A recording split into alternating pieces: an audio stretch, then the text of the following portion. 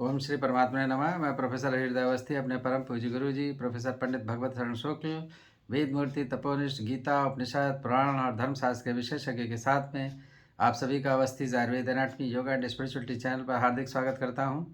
हम लोग गीता के 18वें अध्याय में हैं और आज 13वां श्लोक और उसके आगे के श्लोकों की चर्चा होगी, जिसमें सभी कर्मों को करने में अधिष्ठानादि पंच हेतुओं का निरूपण है। उसके बारे में गुरु जी सरल शब्दों में चर्चा करेंगे और उसके महत्व को समझाएंगे। तो हम लोग चलते हैं गुरु जी की ओर।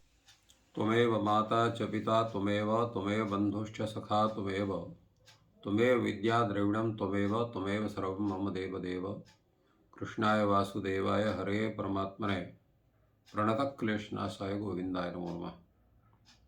इस चैनल से संबद्ध सभी विद्वद्गण, सभी जिज्ञास छात्रवृंद, सहृदय सज्जन वृंद एवं इस चैनल के संस्थापक तथा प्रबंधक आचार्य हरिहृदय अवस्थी जी, गीता ज्ञान यज्ञ में आप सभी का स्वागत है। हम लोग मोक्ष संन्यास योग नामक 18वें अध्याय पर चर्चा कर रहे हैं।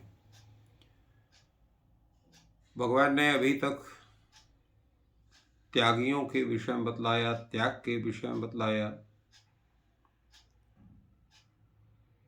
अब विचार ये हो रहा है कि ये जो कर्म हैं, यज्ञ दान तपः आदि, इन कर्मों की सिद्धि कैसे की जाए, कौन सा ऐसा उपाय है जिससे कर्म जितने हो सिद्ध हों।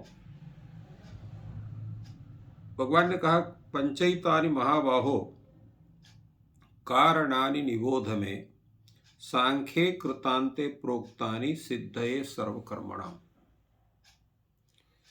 भगवान कहते हैं कि हे महाबाहु, महाबाहु शब्द का यहाँ पर संबोधन में हुआ। महाबाहु का तात्पर्य होता है जिसके हाथ बड़े हों। इसका दोनों अर्थ भी हो सकता है, बड़े हाथ वाला अथवा बड़े कार्यों को सिद्ध करने वाला। तो भगवान ने कहा कि एतानि पंच कारणानि में निबोध, ये कर्म के साधन के जो 5 हेतु हैं, उन 5 हेतुओं के विषय में आप मुझसे जानिए। ये किस लिए होते हैं 5 हेतु? सर्व कर्मणाम सिद्धये, संसार की जितने कर्म सबके सिद्धि में के लिए 5 हेतु माने जाते हैं। कहाँ कहे गए हैं? सांख्ये कृतांते प्रोक्तानि। सांख्य जो सिद्ध, कृतांत शब्द का अर्थ होता है सिद्धांत। सांख्ये कृतांते अर्थात सांख्य सिद्धांत में इनको कहा गया है। सांख्य सिद्धांत में कहा गया है। सांख्य सिद्धांत का तात्पर्य क्या है? सांख्य का शब्द का अर्थ होता है सम्यक ख्यायते ज्ञायते परमात्मा अनेन इति सांख्यम तत्व ज्ञानम इत्यर्थ। जिससे परमात्म तत्व का सम्यक तरह से ज्ञान किया जाए उसको सांख्य कहते हैं। और सांख्य कृतांत अर्थात सांख्य सिद्धांत में इन 5 कर्मों को गिनाया गया है जिनसे सभी कर्मों की सिद्धि की जा सकती है। 5 हेतु हैं। वो कौन कौन से 5 हेतु हैं? भगवान कहते हैं अधिष्ठानम तथा कर्ता करणम च पृथक विधम विविधाश पृथक चेष्टा दैवम चैवात्र पंचमम। सबसे पहले है अधिष्ठान। कर्मों की सिद्धि में पहले अधिष्ठान होना चाहिए। अधिष्ठान का तात्पर्य होता है कि करण और क्रिया के आधार रूप जो शरीर है उसका यह वाचक अधिष्ठान शब्द, किंतु गौण रूप से यज्ञादि कर्म तद विषयक क्रिया के जो आधार रूप भूमि आदि है उसका वाचक, अर्थात जहां पर आप कर्म विधान कर रहे हैं उस स्थान का चयन पहले होना चाहिए। अधिष्ठानों का तात्पर्य है कर्म करने का स्थल, कहाँ कर्म आपको करना है वो आपको ज्ञान होना चाहिए। दूसरा है कर्ता, कौन उस कर्म को करेगा। फिर तीसरा है किस साधन से करेगा, कौन सा साधन है जिसके आधार पर करेगा। तो जितने जैसे ही कर्म होंगे उसी तरह से पृथक पृथक उनके कारण होंगे, करण होंगे। कारण, करण शब्द का अर्थ होता है असाधारण कारण, जिसके बिना कार्य संपन्न हो ही नहीं सकता है। ऐसा जो कारण है उसको करण कहते हैं। और विविधाश पृथक चेष्टा, उस कार्य के संपादन के लिए जो जो आवश्यक प्रयत्न है उन प्रयत्नों को करना। जो भी प्रक्रिया अपनाई जाती है उस कार्य की सिद्धि के लिए, वो संपूर्ण प्रक्रियाओं को अपनाना ही विविधाश पृथक चेष्टा।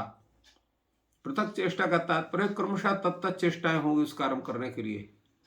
जैसे मान लीजिए कि आप भोजन बनाना चाहते हैं, भोजन कर्म आपको करना, संपादित करना है, तो उससे संबंधित पूर्व, भोजन के बनाने की पूर्व की जो तैयारी है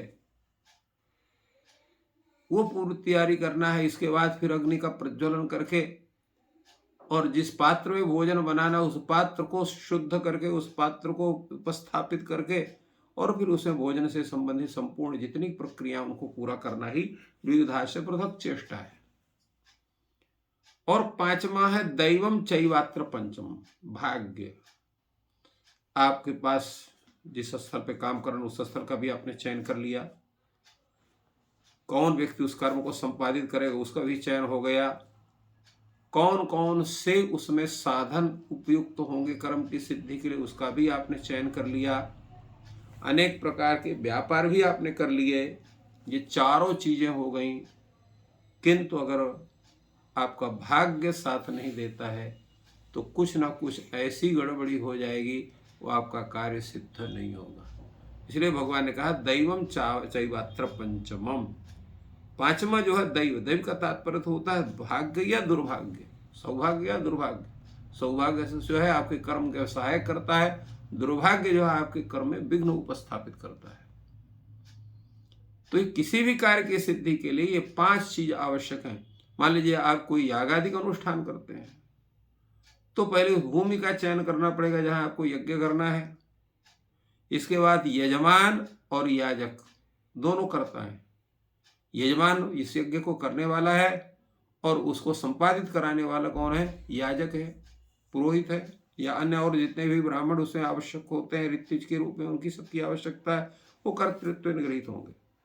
करण में साधन है, हवन सामग्री है, अन्य सामग्रियां हैं, जितने भी यज्ञ कार्य में पूजन आदि के लिए जो आवश्यक होते हैं उन सामग्रियों को पृथक पृथक रूप से आपको उपस्थित करना पड़ेगा, नहीं तो कार्य नहीं बने, क्योंकि वो साधनत्व उपस्थित है। और इसके अनंतर जो विधि पूर्वक जो जो चेष्टाएं हैं, अर्थात जो जो कर्म विधान है, उनको आपको करना पड़ेगा। और उसके साथ साथ आपके सौभाग्य का भी संयोग उसको होगा, तब जाके आपका यज्ञ पूर्व होगा। इस तरह से तपस्या पूर्व होती है। इसी प्रकार से स्वाभाविक कर्म जो है वो संपन्न होते हैं।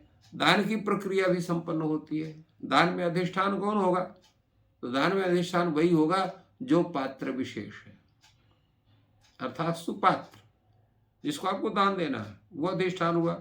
और अधिष्ठानत्व आपको गृहीत करना पड़ेगा, कौन, तो जहां पर आप किस स्थल में दान कर रहे हैं, कोई तीर्थ स्थान है कि याग स्थान है, जो भी कोई स्थान है वो स्थान का चयन होगा, दानकर्ता का चयन होगा, जिस वस्तु का आप दान कर रहे हैं उस वस्तु का, और उसके दान आदि कर्म में जो भी सहायक होंगे उस सहायक पात्रों का, और अनेक प्रकार की चेष्टाओं का संकल्प आदि बोलना, उस वस्तु को लेना, व्यक्ति विशेष को दान करना, ये सब चेष्टाएं हो गई। और पांचवा यहाँ पर भी दैव, दैव का तात्पर्य यहाँ पर विभाग्य है। सौभाग्य से आपको सुपात्र ब्राह्मण व्यक्ति मिलता है जिसको आप दान देना चाहते हैं।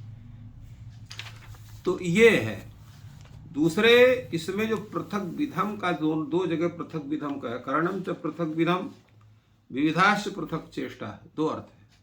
तो पृथक विधम का तात्पर्य मुख्य रूप से क्या होना चाहिए, मैंने तो बताया कि तत्त चेष्टाएं होंगी, तत्त कार्य होंगे, परंतु उसे मुख्य रूप से आपके मन का योग, बुद्धि का योग, अहंकार का योग, ये भीतर के करण माने जाते हैं। 5 ज्ञानेंद्रियां, 5 कर्मेंद्रियां भी है, तो उन ये बाह्य करण है। तो अभ्यंतर करण और बाह्य करण दोनों की वहाँ पर प्रत्येक की स्थिति होना चाहिए। और इस तरह से उसके जो उपकरण हैं, श्रुवा आदि हैं यज्ञ आदि में, कर्म कार्यों में, तो तत्त अंतर्गत उनको भिन्न भिन्न रूप से वो सब सहायक होते हैं। इसलिए उनकी लिए पृथक विधम कहा, विविधाश्च पृथक पृथक ऐसा कहा। तो इस तरह से जो विविधाश्च पृथक चेष्टा भी कहा यहाँ पर, व्यापार के लिए उसका जो है एक स्थान से दूसरे स्थान में जाना, अंगों का संचालन करना, श्वासों का आना जाना, अंगों का सिकोड़ना फैलाना, आंखों खोलना सूंघना आदि जो अनेक प्रकार की चेष्टाएं, वो सब चेष्टाएं वो होती हैं। और जैसे अभी हमने बतलाया, शुभ और अशुभ इत्यादि जो संस्कार हैं वही यहाँ पर प्रारब्ध के रूप में हैं, जिनको हम भाग्य कहते हैं, दुर्भाग्य कहते हैं, उसका भी योग होता है। तो इस तरह से ये 5 हेतु प्रत्येक कर्म के संपादन में भगवान ने कहा, इसमें अगर किसी एक को भी निकाल दिया जाए तो कर्म की सिद्धि नहीं होगी। आगे कहते हैं भगवान, शरीर वांग मनोभिर्यत कर्म प्रारभते नरः न्यायम वा विपरीतम वा पंचैते तस्य हेतवः। भगवान कहते हैं कि मनुष्य जो है कर्म का जो संपादन करता है, मन वाणी और शरीर से उन कार्यों को संपादित करता है। मन का भी योग होना चाहिए, वाणी का भी योग होना चाहिए और शरीर का भी योग होना चाहिए। और कैसे होना चाहिए? न्याय्यम होना चाहिए, मतलब शास्त्रानुकूल, शास्त्र से बोधित कर्म ही करने से व्यक्ति को लाभ है, अबोधित नहीं। खाली भावना में बह के आप कर्म करेंगे तो आपको लाभ नहीं होगा। थोड़ा बहुत लाभ हो सकता है, जैसे कोई सोया हो, उसके मुख में गुड़ की डली डाल दिया जाए तो उसको कुछ ना कुछ स्वाद तो लगेगा, परंतु जो सो रहा है तो इसलिए उसको पूर्ण स्वाद की प्रतीति नहीं होगी। और जागृत में उसको ससम्मान आप खिलाएंगे गुड़ तो उसको पूरा स्वाद मिलेगा, उसका ज्ञान होगा। तो इसलिए शास्त्र ज्ञान पूर्वक या शास्त्र विधि के अनुसार जब हम कर्म करते हैं तो उसका पूरा फल मिलता है, और शास्त्र से विपरीत कर्म करते हैं तो थोड़ा बहुत फल मिलेगा भी, या तो फिर नहीं तो विपरीत फल मिलेगा। तो न्यायम वा विपरीतम वा, इसलिए उनके संपादन के लिए ये 5 हेतुओं को भगवान ने बतलाया है कि हम शरीर से, वाणी से, मन से जिस भी कर्म का आरंभ करते हैं तो चाहे वो न्याय युक्त हो अर्थात शास्त्रानुमोदित हो अथवा शास्त्र के विपरीत हो, सभी कर्म करने में ये 5 हेतु माने ही जाते हैं। इनके बिना किसी भी कर्म का संपादन आप सही ढंग से नहीं कर सकते हैं, ये भगवान ने हम लोगों को बतलाया। तो इस तरह से कर्म करने का जो एक स्वरूप है, उसकी विधि है, उसकी प्रक्रिया है, उसके हेतु हैं, उन सब को भगवान इसलिए बतला रहे हैं कि जिससे उस मार्ग से चलकर अपने जीवन को हम सुसंगत और परमार्थोन्मुख मुमुक्षु के रूप में उसको बना सकें। तो इस प्रकार गुरु जी ने बहुत ही सरल शब्दों में सभी कर्मों को करने के लिए जो 5 महत्वपूर्ण बातें हैं, जो अधिष्ठान आदि हैं, उनके बारे में समझाया, और आपके सभी कार्य शास्त्रानुकूल सिद्ध हों। ईश्वर आपकी सहायता करें। धन्यवाद।